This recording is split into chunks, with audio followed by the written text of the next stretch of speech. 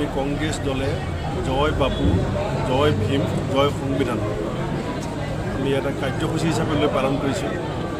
কাৰণ গান্ধীজীৰ যি প্ৰাসংগিকতা, মহামানৱ মহাত্মা গান্ধী আমাৰ অতীত নহয়, গান্ধীজীৰ আদৰ্শ আমাৰ বৰ্তমান আৰু আমাৰ জাতিৰ ভৱিষ্যত। আৰু সংবিধানৰ প্ৰতি বিজেপিৰ শাসনকালত যিটো ভাবুকি আহিছে, আমাৰ বাবা চাহেব ভীমৰাও আম্বেদকাৰ সম্পৰ্কত গৃহমন্ত্ৰী অমিত শ্বাহ ডাঙৰীয়াৰ সংসদৰ মজিয়াত যিধৰণে তুচ্ছতাচ্ছিল্য কৰিছে, এই কথাখিনি লৈ দেশবাসী শংকিত, দেশবাসী চিন্তিত। কাৰণ সংবিধানে আমাক সমাজবাদৰ কথা কৈছে, ধৰ্ম নিৰপেক্ষতাৰ কথা কৈছে, সম অধিকাৰ, সম বিকাশ, সম ন্যায়, সম সন্মান আৰু সম মৰ্যাদাৰ কথা কৈছে। যদি সংবিধান আমি ৰক্ষা কৰিব নোৱাৰোঁ, সংবিধান যদি আমি মানি নচলোঁ, তেতিয়া সংবিধান প্ৰদত্ত আমাৰ যিখিনি মৌলিক অধিকাৰ, এই মৌলিক অধিকাৰ বিজেপিয়ে আমাক খণ্ডন কৰিবলৈ চেষ্টা কৰিব। কাৰণ ইতিমধ্যে দেশবাসীয়ে দেখিছে যে পুলিচ কি ধৰণে বিজেপিৰ হাতিয়াৰত পৰিণত কৰা হৈছে। CBI, ED, election commission, judiciary, এইবিলাক সংবিধান প্ৰদত্ত স্বতন্ত্ৰ অনুষ্ঠান। এই অনুষ্ঠানবিলাকক ৰাজনৈতিক হাতিয়াৰ হিচাপে ব্যৱহাৰ কৰি বিৰোধী শক্তিবিলাকক নিঃশেষ কৰিবৰ কাৰণে, ৰাইজৰ কণ্ঠক নাইকিয়া কৰিবৰ কাৰণে যি ধৰণৰ শক্তি প্ৰদৰ্শন কৰিছে, এতিয়া সংবিধান অৱমাননা বুজায়। সেইকাৰণে আমি দেশবাসীক, আমাৰ অসমবাসীক সংবিধানৰ গুৰুত্ব, এতিয়া বহুতে কয় আমাৰ শাস্ত্ৰ বচাব লাগিব, গীতা বচাব লাগিব, কোৰাণ বচাব লাগিব, জাতি বচাব লাগিব, সকলো বাচি থাকিব যেতিয়া সংবিধানখন সুৰক্ষিত হৈ থাকিব। গান্ধীজীৰ যিটো আদৰ্শ, গান্ধীজীয়ে যি চেতনা দেখাইছিল, আম্বেদকাৰ ডাঙৰীয়াই বিভিন্ন দেশ বিদেশৰ সংবিধানসমূহ অধ্যয়ন কৰি আটাইতকৈ শ্ৰেষ্ঠ যিখন সংবিধান আমাক দিছিল, যিটো কাৰণে আজি ভাৰতবৰ্ষক বিশ্বজুৰি এখন সৰ্বশক্তিমান গণতন্ত্ৰ হিচাপে সন্মান আছে। এই গণতান্ত্ৰিক প্ৰমূল্যক ধ্বংস কৰাৰ বিজেপিৰ যিটো ষড়যন্ত্ৰ, তাৰ বিৰুদ্ধে আমি দেশৰ জনসাধাৰণক একত্ৰিত কৰিবৰ কাৰণে, জাগ্ৰত কৰিবৰ কাৰণে আমি এই কাৰ্যসূচী লৈছোঁ। পিছুৱাই দিয়াৰ কাৰণে গ্ৰামাঞ্চলৰ যিটো উন্নয়ন আৰু উন্নয়নৰ কাৰণে আবণ্টিত ধন অব্যৱহৃত হৈ পৰি আছে। প্ৰায় 1100 কোটি টকা যদি অতি শীঘ্ৰে পঞ্চায়ত অনুষ্ঠিত কৰি পেলাই এই টকাখিনি নিৰ্বাচিত প্ৰতিনিধিৰ জৰিয়তে ব্যৱহাৰ কৰিব নোৱাৰে, তে টকা ঘূৰি যাব। কাৰণ সেই টকাখিনি দিওঁতে চৰ্ত আছে যে কেৱল পঞ্চায়তৰ নিৰ্বাচিত প্ৰতিনিধিয়ে সেই প্ৰায় 1100 কোটি টকা খৰচ কৰিব পাৰিব। গতিকে চৰকাৰৰ যিটো আওকণীয়া মনোভাৱ, সেইটো কাৰণে গ্ৰামাঞ্চলৰ উন্নয়নৰ কাৰণে অহা প্ৰায় 1100 কোটি টকা এতিয়া ঘূৰি যোৱাৰ উপক্ৰম হৈছে।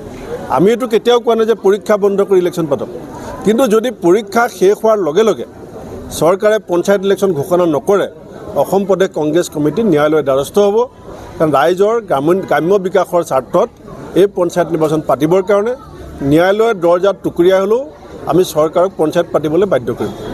সমষ্টিৰ নাজিৰা ব্লকৰ কাৰণে জয় ভীম, জয় বাপু, জয় সংবিধান এই শীৰ্ষক অভিযান আৰম্ভ কৰিম। আমাৰ প্ৰদেশ কংগ্ৰেছৰ সভাপতি ভূপেন বৰা ডাঙৰীয়া, প্ৰাক্তন সভাপতি পৱন সিং ঘাটৰ ডাঙৰীয়াৰ নেতৃত্বত আমি এটা পদযাত্ৰা কৰিলোঁ আৰু আমি আগন্তুক সময়ত আমাৰ গোটেই সমষ্টিতে এনেকুৱা কাৰ্যসূচী ল'ম বিভিন্ন ব্লকত। আজি একমাত্ৰ নাজিৰা ব্লকৰ অধীনত আমাৰ 13খন পঞ্চায়ত আছে। এই 13খন পঞ্চায়তৰ আমাৰ কৰ্মীসকলক লৈ কৰ্মী সভা কৰিছোঁ। আৰু আপোনালোকে জানে দেশৰ গণতন্ত্ৰৰ প্ৰতি বৰ্তমান ভাবুকি আহি গৈছে, সংবিধানৰ প্ৰতি ভাবুকি আহি গৈছে। সুপ্ৰিম কোৰ্টৰ উচ্চতম ন্যায়ালয়ৰ ন্যায়াধীশসকলে কৈছিলে যে দেশত গণতন্ত্ৰ বিপদাপন্ন, তেওঁলোকৰ যেনেধৰণে স্বতন্ত্ৰভাৱে কাম কৰিব লাগে সেই কাম কৰিব পৰা নাই। সুপ্ৰিম কোৰ্টৰ জাজসকলে কৈছে ED, CBI এইবিলাক শাসকৰ বহতীয়া হৈ গৈছে আৰু তেওঁলোকক ভাটৌ চৰাই নিচিনাকৈ সজাত থকা ভাটৌ চৰাই নিচিনা ব্যৱহাৰ কৰা হৈছে, তেওঁলোকৰ স্বতন্ত্ৰতা নাই। ঠিক তেনেকৈ নিৰ্বাচনী আয়োগৰ যি স্বতন্ত্ৰতা, সেয়াও এতিয়া আইন সংশোধন কৰি নাইকিয়া কৰা হৈছে। আমি বিভিন্ন সময়ত কৈ আছোঁ যে নিৰ্বাচনত বিভিন্ন ধৰণৰ অনিয়ম হয়, সেই অনিয়মখিনি ঢাকিবলৈ নিৰ্বাচনী আইন সংশোধন কৰা হৈছে। মহাৰাষ্ট্ৰত 4 মাহৰ ভিতৰত ৭৪,000 ভোটাৰ বৃদ্ধি পালে। কেনেকৈ বৃদ্ধি পালে, কেনেকৈ সন্ধিয়া 5 বজাত যেতিয়া ভোটদান শেষ, ভোটগ্ৰহণ পৰ্ব শেষ হয়, তাৰপিছত কেনেকৈ লাখ লাখ ভোটাৰে ভোটদান কৰিলে, সেই কথাবিলাক আমাক আজি ক'ব নিবিচাৰে। আৰু সংবিধানত যেনেকৈ আমি কৈছিলোঁ যে আমাৰ এটা সমতা হ'ব লাগিব, সমাজবাদ হ'ব লাগিব, ধৰ্ম নিৰপেক্ষতা হ'ব লাগিব, আমাৰ ন্যায় হ'ব লাগিব, এইখিনিৰ পৰা যেন আজি বহুত অঞ্চলত চৰকাৰীভাৱে বহুত লোকক বঞ্চিত কৰিব পৰা বিচৰা হৈছে। আৰু কোৱা হয় যে যদিহে এটা বিশেষ ৰাজনৈতিক দলক ভোট নিদিয়ে তেতিয়াহ'লে ভোটাৰবিলাক পাকিস্তান যাব লাগে। আকৌ কোনোবাই কয় যে যিখন সংবিধান 1949 চনত বাবা চাহেবে আমাক গ্ৰহণ কৰিলে, আমি দেশৰ জনগণে গ্ৰহণ কৰিলোঁ 1949 চনত, আৰু তেখেতসকলে কয় যে এবছৰ আগত ৰাম মন্দিৰ নিৰ্মাণ হ'ল, যেতিয়া সম্পূৰ্ণ হ'ল সেইদিনাখনহে বোলে আমাৰ দেশত বোলে দেশখন স্বাধীন হ'ল। এইবিলাক কথাৰ অপপ্ৰচাৰৰ পৰা ৰাইজক আমি সচেতন কৰিব লাগিব, সজাগ কৰিব লাগিব।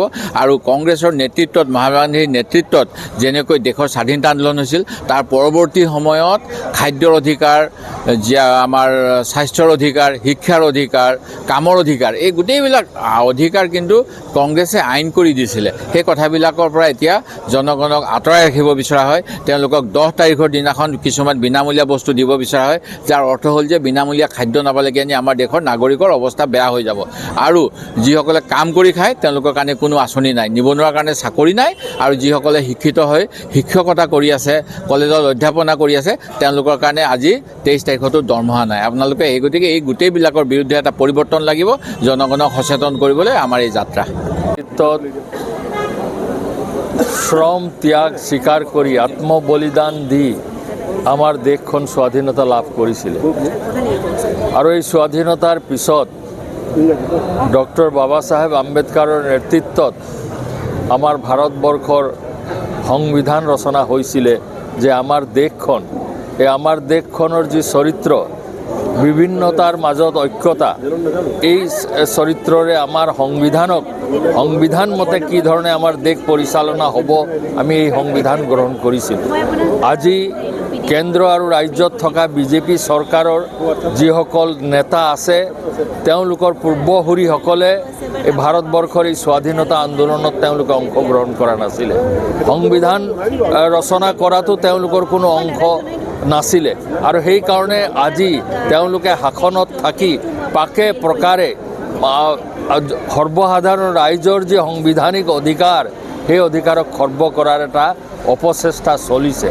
তাৰ বিৰুদ্ধেই আজি ভাৰতীয় জাতীয় কংগ্ৰেছে গোটেই ভাৰতবৰ্ষতে যে সংবিধান, যে আমাৰ ত্যাগৰ, ভাৰতবাসীৰ ত্যাগৰ ফলস্বৰূপে দেশখন স্বাধীন হ'ল, সংবিধান পালোঁ, সেই সংবিধানক ৰক্ষা কৰা আমাৰ পবিত্ৰ দায়িত্ব। আৰু সেই সংবিধানে দিয়া আমাৰ অধিকাৰ, যি চিন্তাৰ অধিকাৰ, স্বাধীনতা, আমাৰ উপাসনাৰ যি স্বাধীনতা, বিভিন্ন জাতি জনগোষ্ঠীৰ মাজত যি অধিকাৰ, পিছপৰা শ্ৰেণীৰ মানুহৰ যি অধিকাৰ, সেই সকলোখিনি আমাৰ সংবিধানৰ দ্বাৰা দিয়া হৈছে।